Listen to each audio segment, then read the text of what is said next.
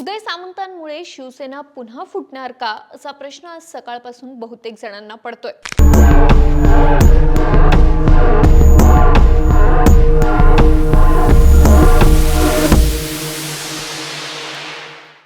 असं खरंच होणार आहे का आणि अशा बातम्या काय येतायत समजून घेऊया पुढच्या 2 मिनिटात। झालं असं की आज सकाळी विजय वडेट्टीवार यांनी खळबळजनक दावा केला। ते म्हणाले उद्धव ठाकरेंना संपवून एकनाथ शिंदेंना आणलं, आता एकनाथ शिंदेंना संपवून नवीन उदय पुढे येईल। उद्या नवीन एक उदय पुढे येईल। तो उदय कुठला असेल त्याला पुढे आणण्याचा प्रयत्न होईल।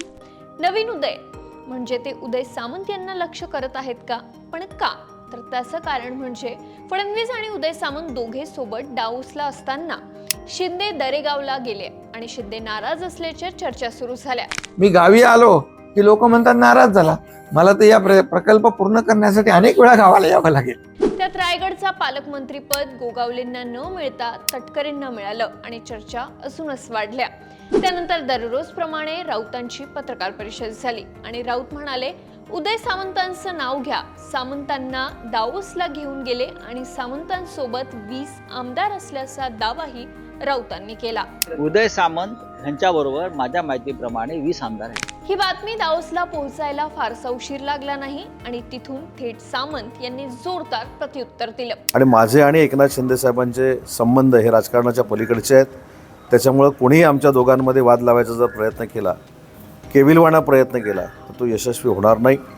एवढंच नाही तर भाजपमध्ये येण्यासाठी वडेट्टीवारांनी देवेंद्र फडणवीसांची किती वेळा भेट घेतली याची माहिती माझ्याकडे आहे असा इशाराही सामंतांनी वडेट्टीवारांना दिला। तुम्ही देखील भाजपमध्ये येण्यासाठी देवेंद्रजी फडणवीसना किती वेळा भेटला याची पूर्ण माहिती माझ्याकडे आहे।